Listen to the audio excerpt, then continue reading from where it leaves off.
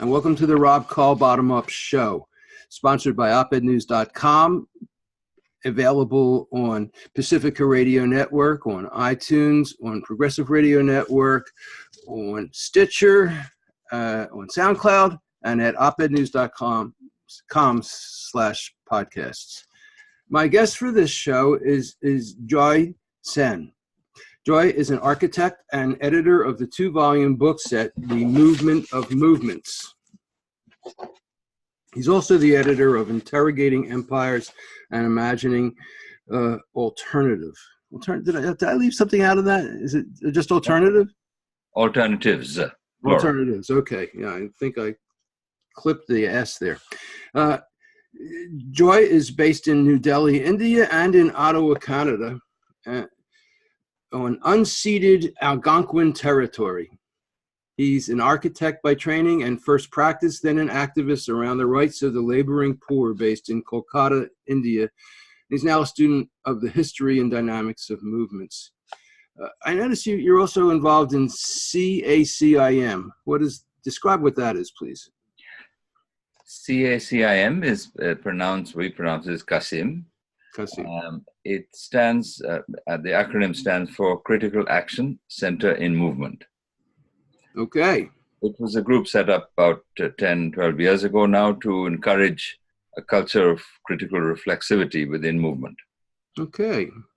So it's a support group, but it stays in the shadows. I'm just working with people and groups in encouraging reflexivity.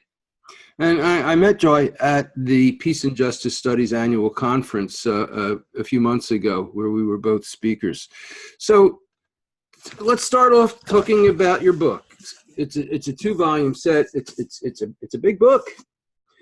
The Movement of Movements. I have here part 2, Rethinking Our Dance.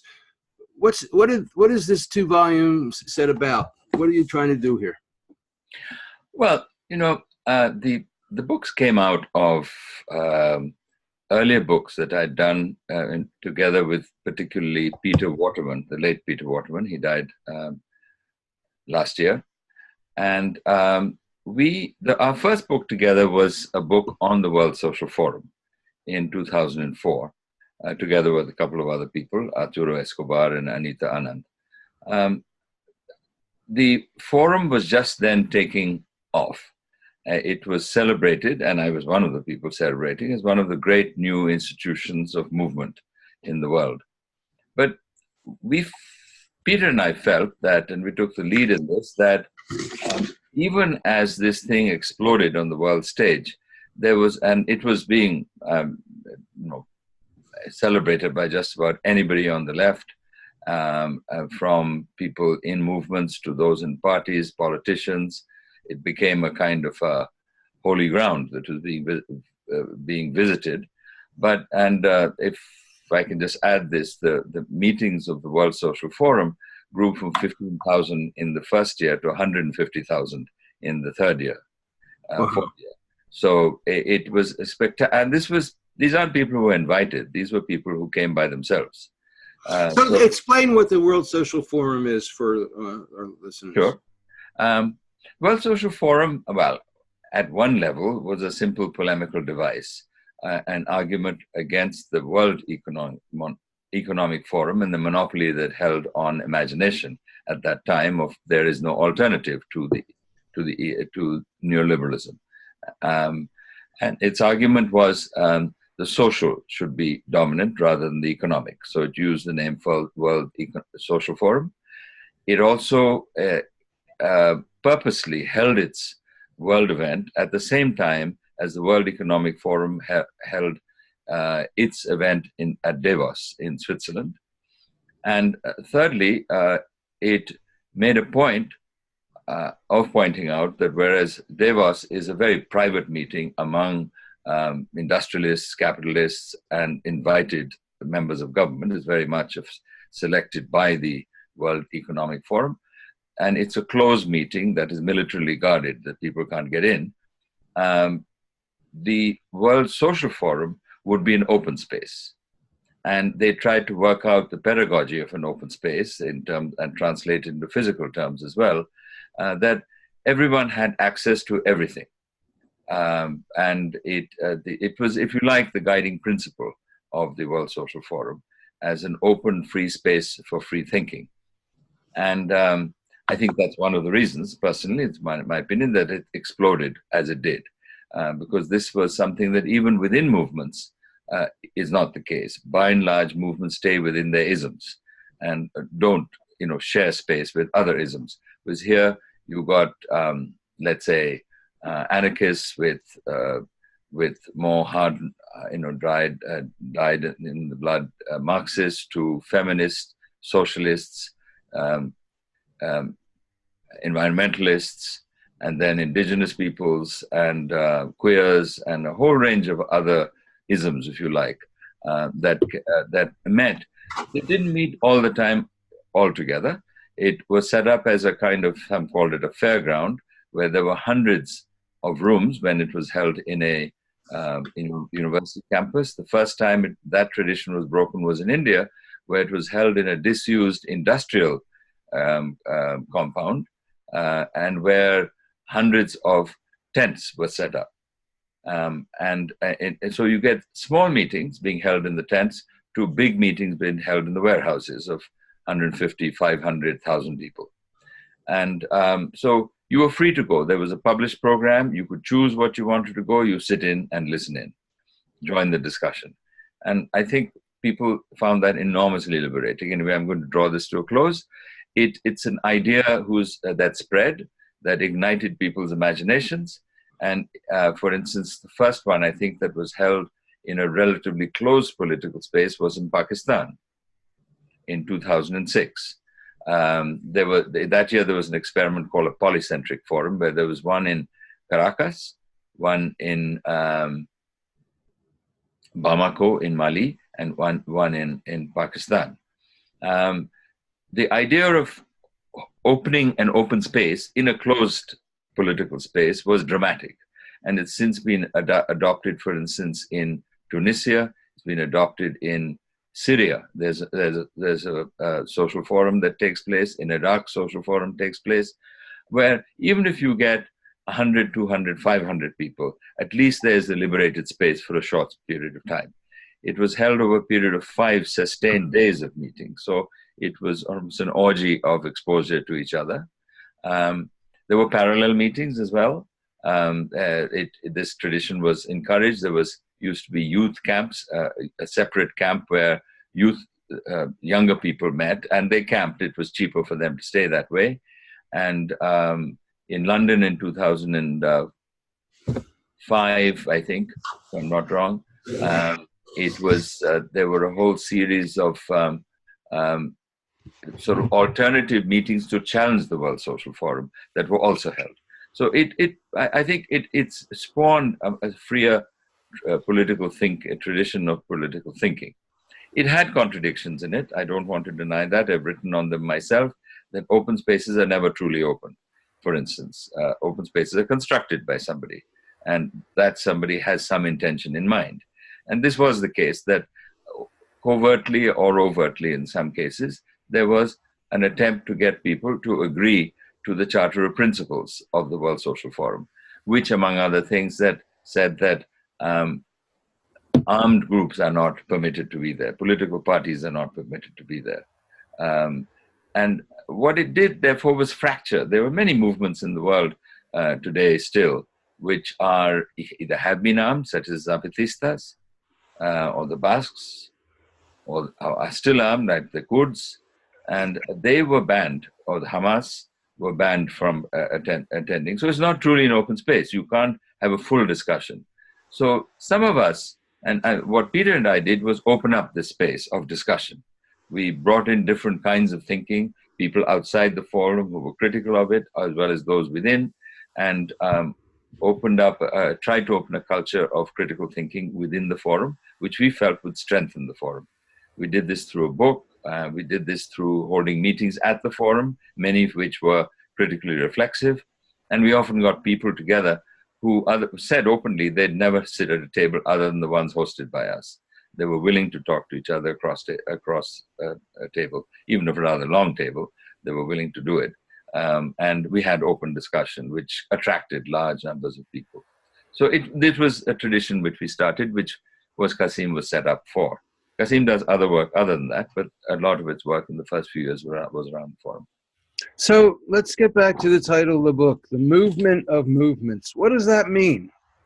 Well, let me just slightly correct you. It's not the movement of movements, it's the movements of movements. And it's... Sorry. No, not at all. No. It's only so because the S's in both cases are important.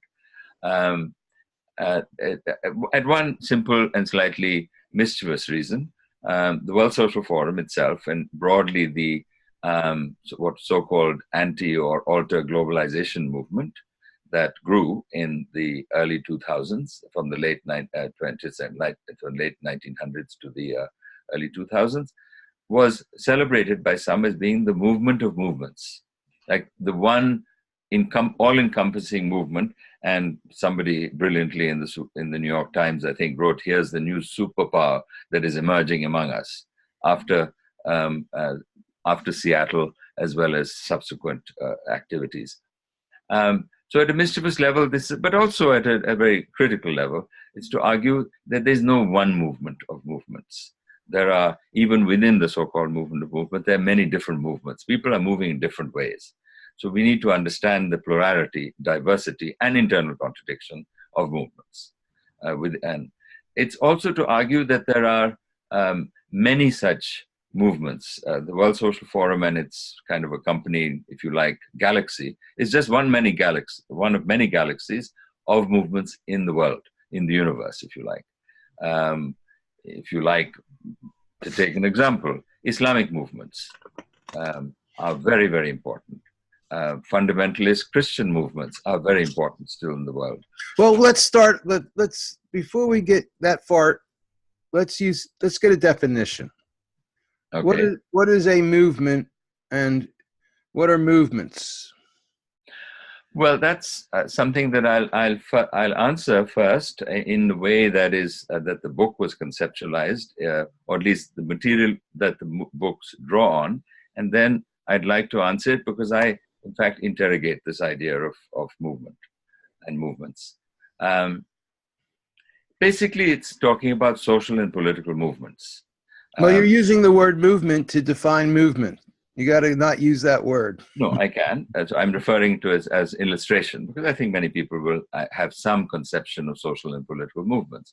We're talking about usually larger collectivities of people who are inspired by certain ideas, or in opposition to something to defend themselves, or in proposition of something such as human rights, and that make their thoughts cohere to form certain ideas, which they then put out in public.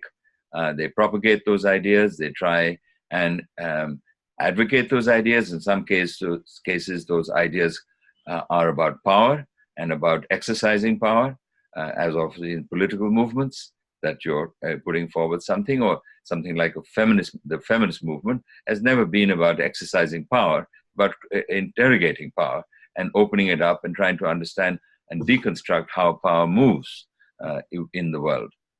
And the environmental movement, similarly, is not aiming for power. It's certainly aiming to influence people, and it has influenced people's thinking. And so many others. Say the civil rights movement was not aiming for power, but was there to open up ideas and talk about freedom in a more radical sense. So I mean, this is the conventional conception as social science. I mean, I'm defining this in a, if you like, I'm not a social scientist by background, so I don't have the textbook definition embedded in my head. Okay, but well, you've edited 2 massive tomes on it, so I want to try it again though. What is a movement? I've tried to explain that it's collectivities of people who gather together around ideas, try and cohere them, and advocate them in public space. Okay, that's a very succinct kind of elevator pitch version of it. That's what I kind of wanted to have. That's fine. great. Okay, right? And they advocate in public. Some are around, as I think it's a very important distinction, some are around power over to gain power in order to exercise that power, and many are not. And What's the alternative to power over? Power to. Power to. Right. Talk a little bit about that. It's the power to do things, the power to be able to liberate yourself, the power to be able to govern your own life or your lives collectively, as it might be the case. It's the power to influence others. It's the power to liberate others. So it has many dimensions, which power over, perhaps in its original sense, included, but has lost generally. Power over means ruling over, and it means centrally, whether the centrality is a monarchy or a political party, or the state as a political party will embody itself, is to exercise control over. It may or may not allow a certain degree of space. And then, of course, in modern times, you've got surveillance that's come in to control how free people can be, and to know, and artificial intelligence is playing a role within that as well, of being able to create. But all of this has to do with power over. When I think of power over, I think of top-down power. And when Yes. I think of power to, I think of empowerment to. Yes, that's fair enough. That's bottom up. By and large, I wouldn't say, though, I would, and I've enjoyed reading your the draft of your manuscript, not all of it yet, but I would say that it's not only bottom up, and if you don't mind me saying so. No, go ahead. It's also middle up. Middle up. Talk about that. It's not. I think the distinction between bottom and top is too easy. If you look at upper classes, middle classes, and working or lower classes, like historically, the upper classes, the aristocracy, and monarchy was beyond class, of course, it was beyond that, but the church, etc., were the ones who ruled over the lower classes. But historically, and since the emergence of the bourgeoisie, we have seen the emergence of middle class. And the middle class are now an extremely important power in society, partly because of consumerism, of the economic clout that they think, but also in terms of where there's free elections. That's the most vociferous class. It's the one that now increasingly owns the means of production and reproduction of knowledge, and so that it, through all media, dominates how knowledge is produced, what knowledge is distributed. So the middle up is, or the middle, I don't know what it is, middle up and down, because the middle also, I argue in my essay on civil society, as a critique of civil society, the concept and practice of it, in the book you were showing, argues that civil society, which is dominantly the middle class, has now grown into a power that attempts to control the world. And and not only that, but perhaps more importantly and shockingly, is to recognize that civil society has been at the leading edge of genocide and barbarism throughout history. Wow. Okay, so we're going to get into that a little bit more in a moment. We need to take a show ID break here. And so for the video, this is the Rob Call Bottom Up Show. I already introduced it that way. And basically, what we need to do is pause for a moment. So while I'm editing the audio, it will show up as a big blank spot.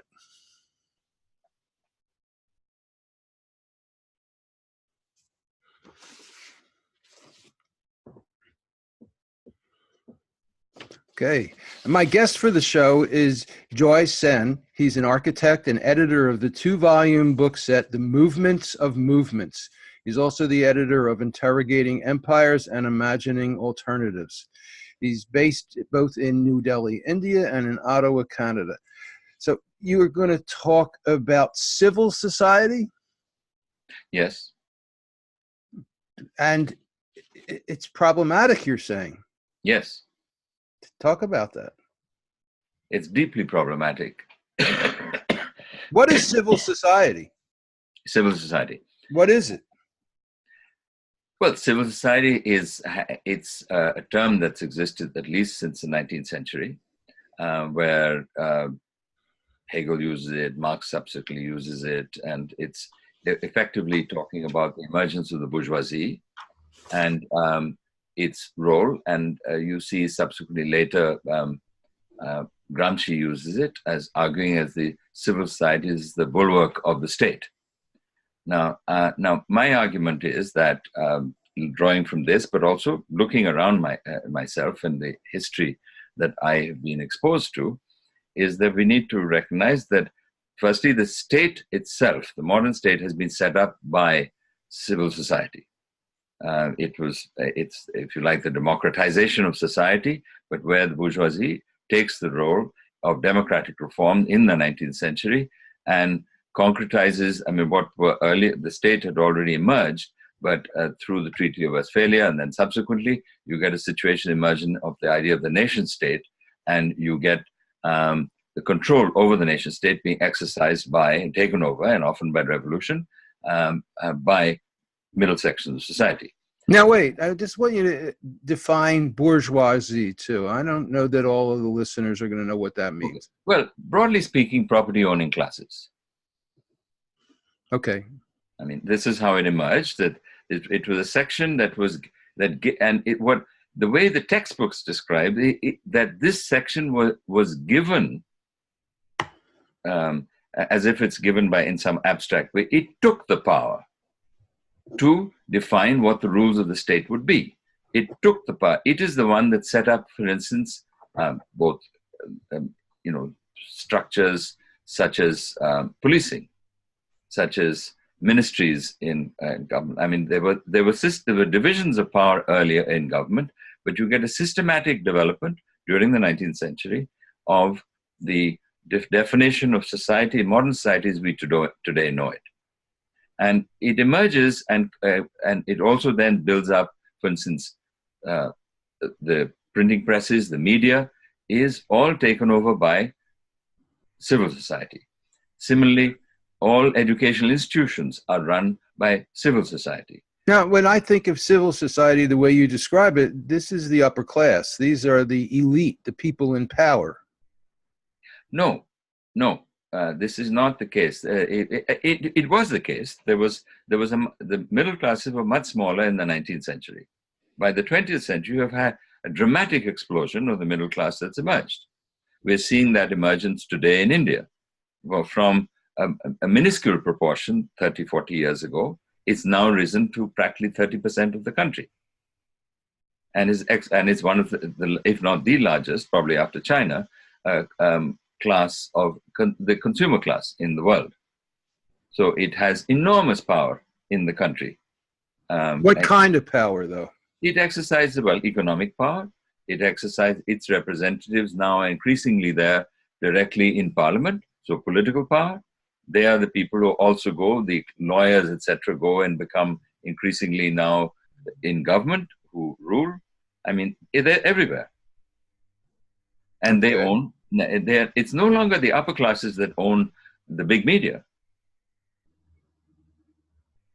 The traditional upper classes don't do that. It's now being taken over by extremely wealthy middle class. But here in the U.S., the big media are owned by giant corporations. But in turn, at least in most parts of the world, and I think this is a differentiation that's taking place. They're owned by corporations, but who are those corporations owned by? There was a time when it was owned by the very wealthy, by the aristocratic wealthy. It's no longer the case. These are people who built themselves up and bought out such things. Look at someone like Bezos or others. They're ordinary people. We might have a discussion about whether Jeff Bezos is an ordinary person. Well, he may come from ordinary roots, but he is no longer an ordinary person. I think that's what's important to look at is sensibilities, is the exercise of power over everything by what kinds of sensibilities. Anyway, this is taking us off a little bit, the point of civil society. I think civil society now encompasses also upper classes. I'm not saying that it doesn't. But what I'm arguing is that, firstly, if you look throughout history, it has been, where if you look at the history of colonization across the world, by all countries that have been involved, it has been dominantly run, and the leading edge of colonization has been through civil society, through merchants, through traders, through and even the sending the military was impelled by economic interests and of the development of trade and ultimately the colonization of the world. You know, in a sense, when you use the word civil society, I kind of think of it as a cover, a label that kind of covers a box full of horrors. I absolutely agree The with you. rapacity of colonialism, the exploitation of capitalism, the domination of the elite and of power over. So civil society is really a nice word for the most rapacious, exploitive, extractive aspects of civilization. Well, thank you for saying this, because it's exactly what I say in my essay. But it is civil society that has conjured up the term civil society, and where civil, it defines in very particular terms, which is proper, well-mannered, polite, caring, etc. And it's been rediscovered precisely since the early 90s, following the fall of the Soviet Union and the collapse of actually existing socialism in that part of the world. You get firstly the forced introduction of the market, but along with the introduction of the market, you get the introduction of civil society, the concept of civil society, first in so-called transitional economies in Eastern Europe, and subsequently those who were doing this, and it was primarily the Washington Consensus that was pushing it. This is people who had gathered together in any case to develop the people, meaning who were, broadly speaking, conservatives from Europe, but more particularly Britain and the United States, had gathered a power center to ideologically, they'd captured the World Bank already. They were using the World Bank as their front. They also used the United Nations and all institutions of world government as a way of pushing an ideology. Civil society was then, and it's from then that civil society suddenly explodes on the world stage as a term. It's not a new term, but a term that's recalibrated to describe, if you like, the space beyond the state and the market in transitional economies. But then they found that that was an extremely useful term to also bring in within the empire and they labeled what had earlier been called not-for-profits or non-governmental organizations as civil society. Interestingly, many people within that sector are critical thinkers, are people who are very alive to the world as it's unfolding, have easily adopted this moniker without thinking what it means. And they, as a result, I think, have been enormously co-opted in the process of doing this. But the complicity with, as you say, colonialism, the rapacious sort of greed of capitalism is now something that they have been made complicit in. And it was interesting. I discovered that at this conference that we both presented at, the Peace and Justice Studies Conference, a conference where academicians who teach students how to learn about activism, protest, resistance, what have you, and how to do it. There was a good deal of discussion about how nonprofits and foundations were engaged in this co-optation of activism, how they were using their money in a way that restricted really strong, solid activism and change-making from happening. This concept of civil society, in a sense, is a way of saying behave yourselves and be quiet. Absolutely. So I don't want us to spend the entire time on this. So I just want to close by saying that, so in my essay, I try and put forward the concept of incivil society, rebellious society. I like it. And I argue that this has been in history throughout, and I take examples not just from activism, but I mean work of indigenous peoples or of African Americans, but also philosophers, scientists, dancers across history, to show that this it hasn't been called incivil so far, and the word incivil is in use in some parts of the world. It's used in Britain a bit, but not much. But I argue that it's an important distinction, and I argue there's a third category, which to distinguish, if you like, what in India we use the term antisocial, but it doesn't mean that it's used everywhere, but the uncivil. But again, these are all categories that we in civil society create.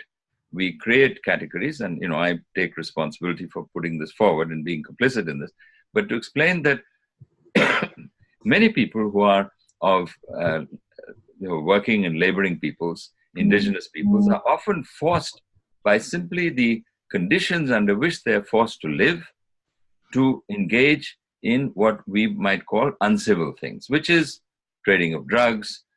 There's violence at a much higher rate. It's a world that's created and they're forced to live in, and they are, if you like, criminalized by virtue of and brutalized by virtue of the way society is structured. So I'm arguing that it's important to because some people immediately assume by incivil I also meant such activities. I don't mean that. I meant incivil is in itself principled. It in itself is a counterculture and argues for a different kind of world. But in terms of civil society, it's a rebellion against civil society. Well, one thing I've learned is you don't want to get caught into the framing language of your opposition. Yeah. And civil society is a frame that suggests it's the proper way, the nice way, the good way, right, the appropriate way to be. And I think what you're talking about is undermining and resisting and resistance and challenging and questioning. And so you're not sure whether we should get trapped into that language. I take your point. So saying uncivil is really just handing them the power of the words. And I really believe that we have to be careful about that and choose our own words. I take your point. I take your point. I think it's a good and important point. And you have the words, movement. Choose movement. Well, but I think when we look at movements, we'll realize that, and I would like to open up that question, there are movements of all kinds. They're not all progressive or, well-intentioned movement. And of course, it depends where you stand and how you see something. Feminism will be damned by some, and environmental is damned by many. As being so, it's not that movement in itself necessarily means liberation to everybody. But anyway, we couldn't get into that discussion. But I take your point. I think it's a good point. So I want to get into movement. Let's spend the rest of our conversation on movements. And I'm interested. Have you developed a kind of a science of movements, an anatomy, or a characterization of the different common parameters and dimensions and patterns of movements? In a word, no.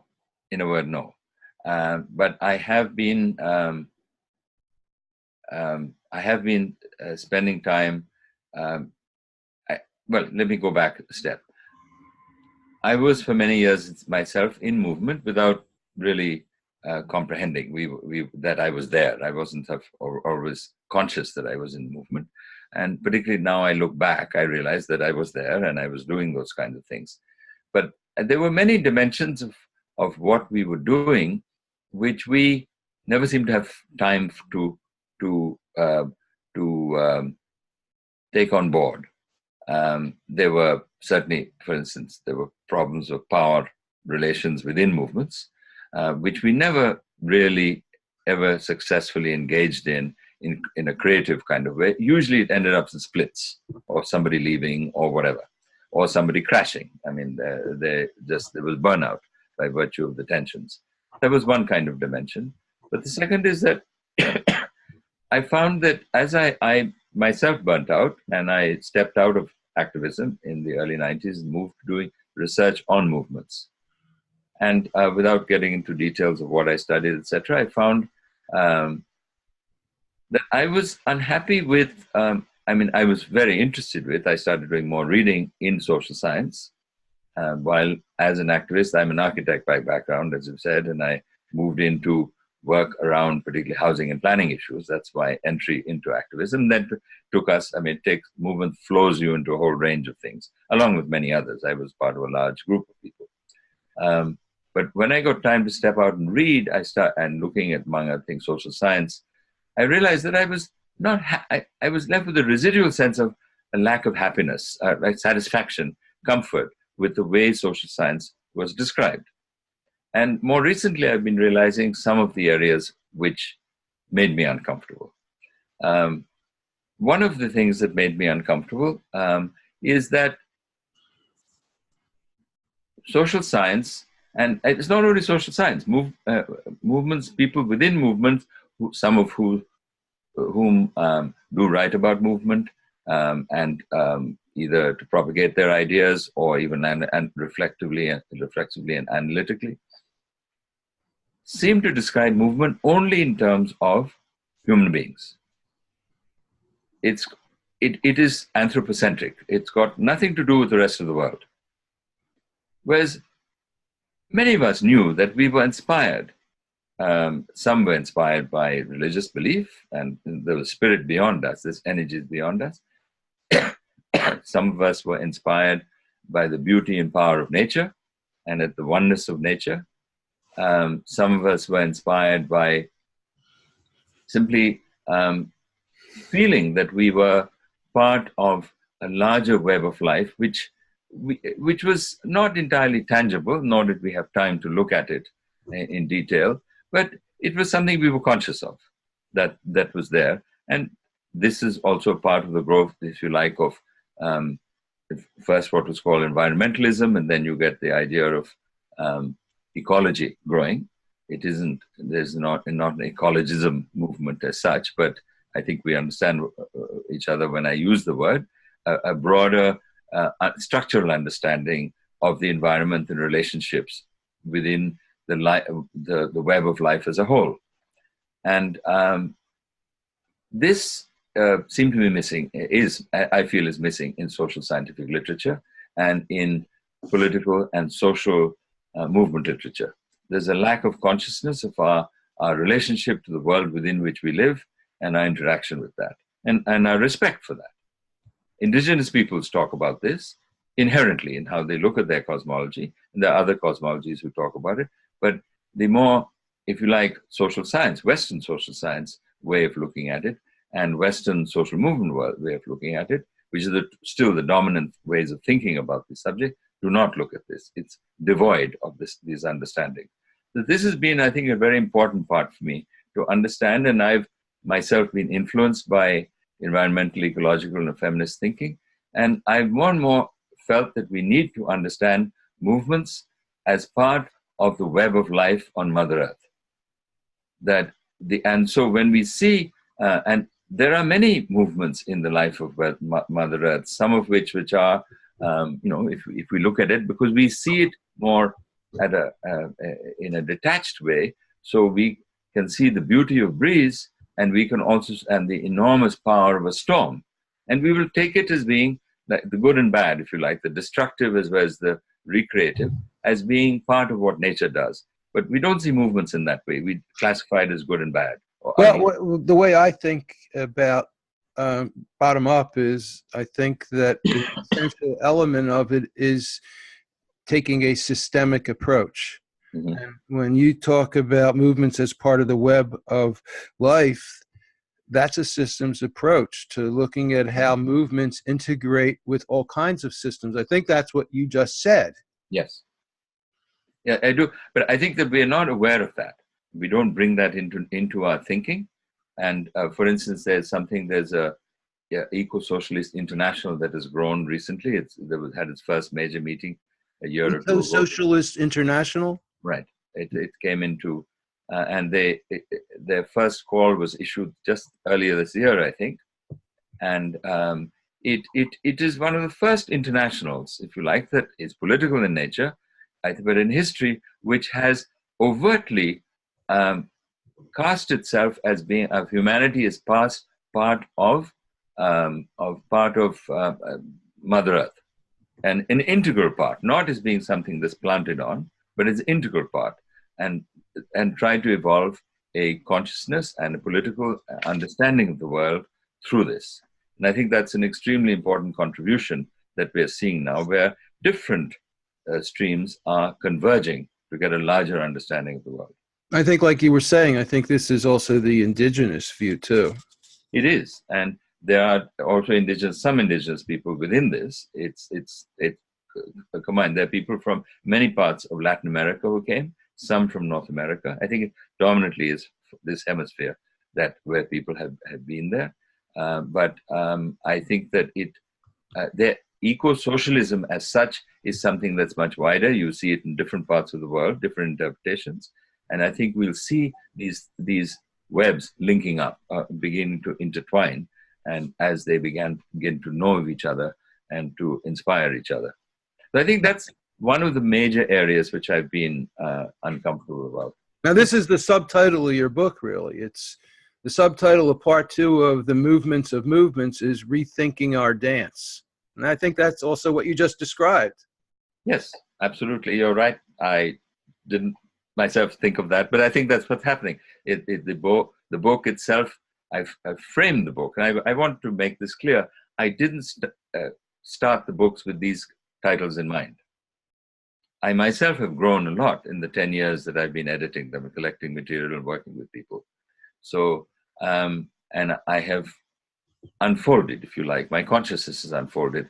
So it's really the introduction which is my personal introduction, and nobody else bears responsibility for it, which tries to draw from what I've learned from the essays and also from what I'm seeing in the world around. So in the last 10 years, as you've worked on these 2 volumes and worked with all these people, how has your thinking changed, and what fresh integrated conclusions have you reached?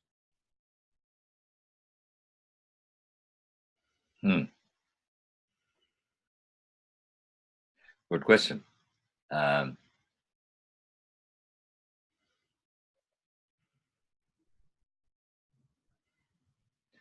Well, I think that probably one of the most important feelings, and I think that's what I've tried to communicate in both the introduction to both books. I mean, I've opened it in the first book, and then it develops in the second book, is that we have, our inadequacy of understanding of movement, and if you like, the power of movement. So I try and explore other dimensions of movement in my introductions. In the first case, explicitly; in the second case, implicitly, where in the introduction, rather than try and spell out, if you like, more the quote-unquote theory of movement I'm trying to put forward. And please don't get me wrong, I don't have a clearly articulated theory, but I try and dance myself. I myself try and dance through these ideas and thoughts. And I introduce the introduction with a major excerpt from the work of somebody called Tayage Alfred, who was a great Mohawk scholar. And he is extraordinary in the way he has helped me unfold my thinking. So I'm in a way laying myself open, and I lay myself open to my past as well, and I invoke my past and my future in that. So I think that's been in a very important part, is a very personal level, as who I am and what I've come about. The second thing wait. But you haven't said what insights and evolutions you moved to? I mean, or is that your second part? I think that's what I was going to separate out. Okay. I think first is Okay. to myself. I think I've become much more conscious of my own understandings, if you like. I think one of the problems of being editor, and I've now that these are my last, I think, two edited volumes. I've spent 15 years doing this. Is that you stop thinking your own thoughts. You're thinking other people's thoughts. You're learning off them. You're riffing off them, but you're not being that creative yourself. And so it's been wonderful to go through this experience of 15 years of editing. From 2003 when I started to 2018 was the last book that came out, 16 years. But I am, the second book in particular, the introduction, attempts to express my own sort of way of moving, and that I've learned also to move without being explicit, which I think is a good thing to Sounds learn. like a politician. Well, it's like a dancer too. I'm hoping more like a dancer and a musician. Fair enough. Do this, and that enchant us, that move us through what they do. And I would love for the books to be seen that way as well, as being compositions rather than being collections. How would you like the books to move people?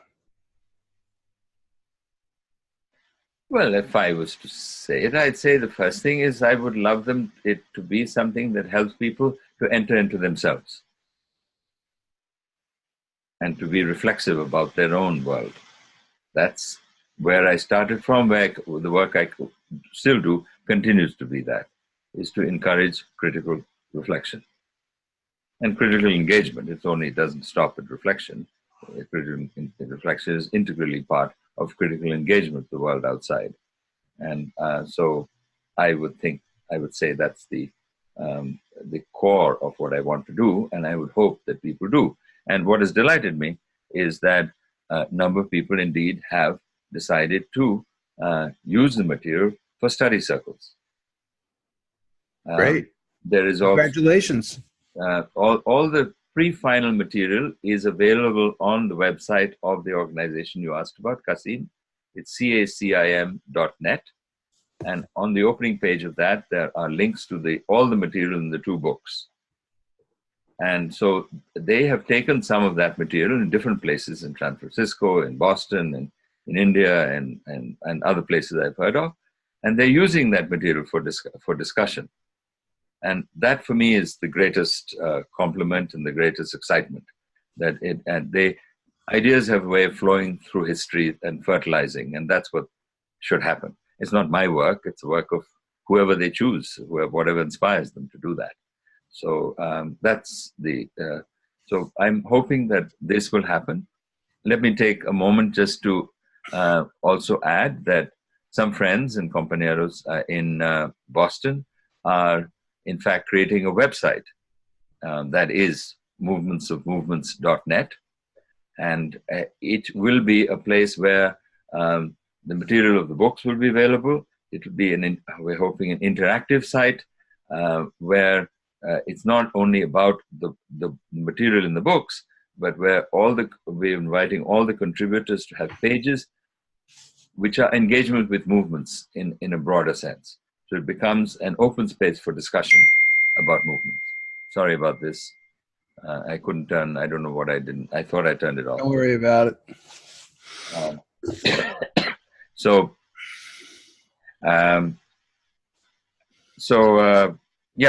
we're trying to open up there and let the ideas flow. So as an architect, you have ideas about space that relate to this conversation. Can you talk about that? Okay. Before I do that, though, or at least if we can come back to it, I was coming to my second point. Oh, okay. Go ahead. Okay, which I think we're in a very different stage of the world today, and well, two levels. One is immediately evident to us, is that there is a wave of movement of the right that is sweeping the world. And I think we need to recognize that world that I think we all do, both inside our instinctively we do, as well as I think we see it everywhere taking place. And it's country after country who are electing people like that, but it isn't, these people are being thrown up by what is happening in society.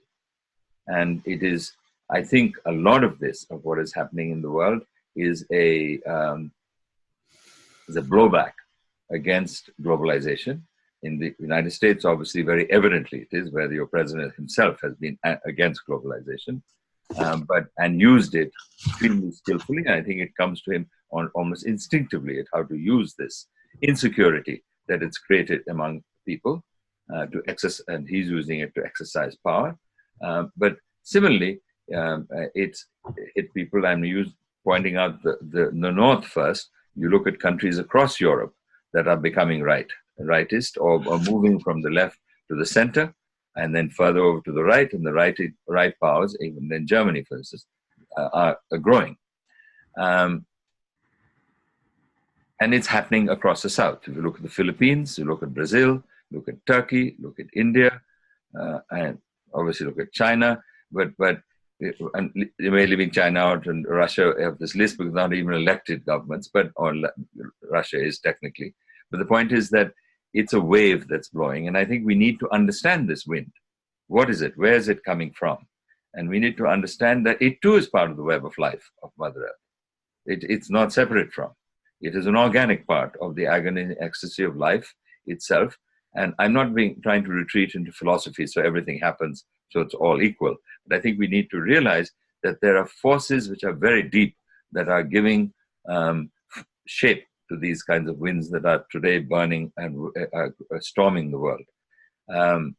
So that's one kind. The other is the other kind of wind, of the kind of fires that are burning in the United States, which is true of many parts of the world.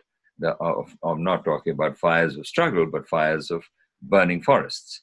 I'm talking about the increasing flooding. I'm talking about the climate change that is taking place in the world today, that we now have entered climate change. We're not, if that 12-year thing that the IPCC announced, that in 12 years, if we don't keep it to within 2 degrees, it's uncontrollable.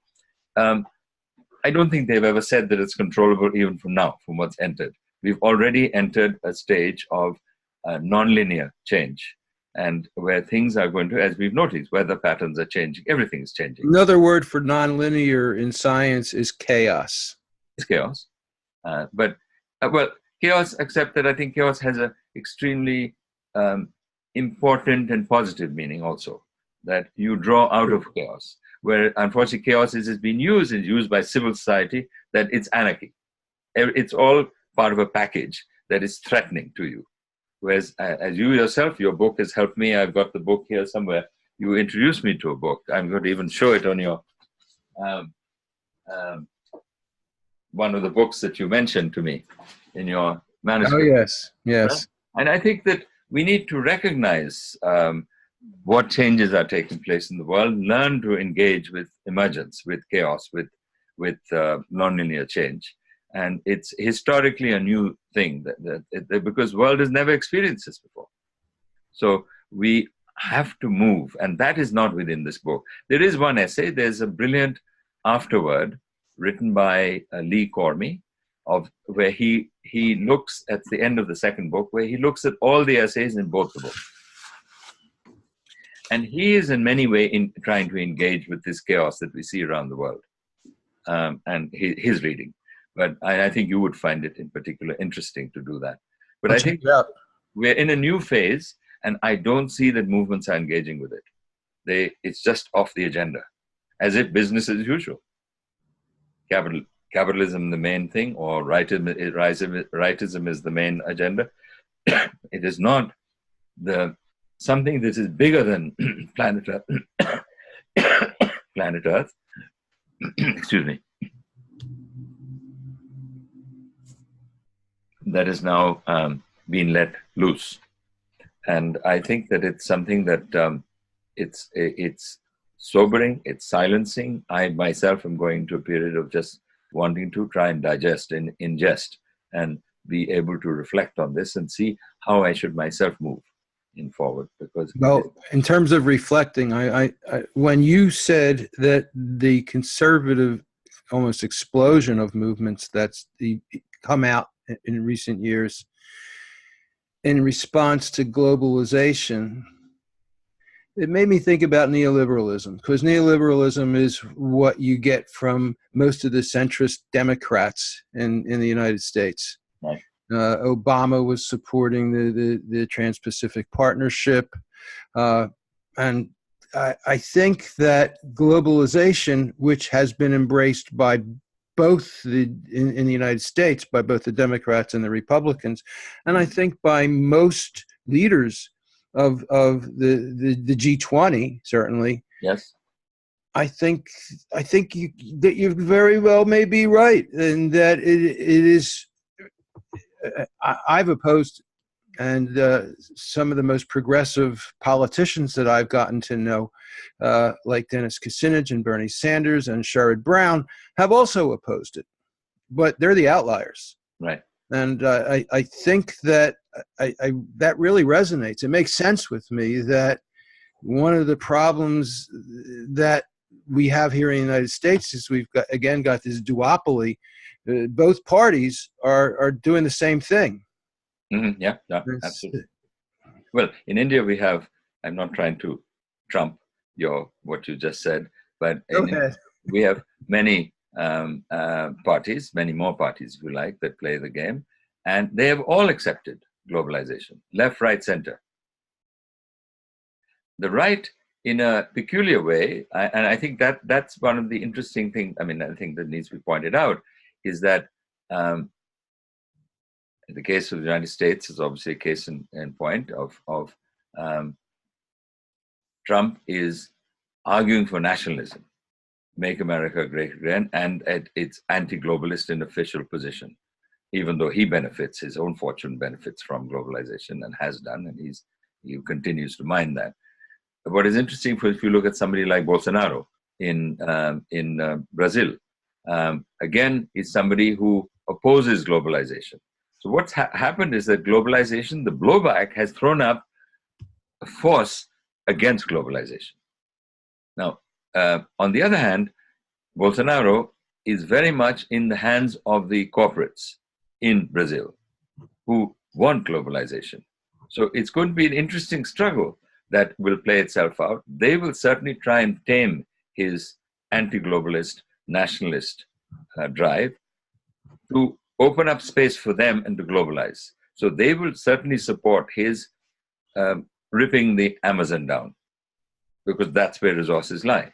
It makes me think of a concept of pseudo anti-globalization. Well, what is going to make, for something like Bernie Sanders, and this is true across the world, people on the left who oppose globalization now find themselves in an awkward position, people on the right who oppose globalization. Because in the popular sense, you're both anti-globalists. So they have to learn, and we have to learn to distinguish ourselves. What do we mean by that? How do we do that? And we've got a minute to get an answer on that. I think the most important thing, I think, is the issue of power too. That the left has to believe again in people's power to control their own lives. And the challenge there is that the Democratic leadership and the left leadership in most places really don't respect the people. They don't respect that, no.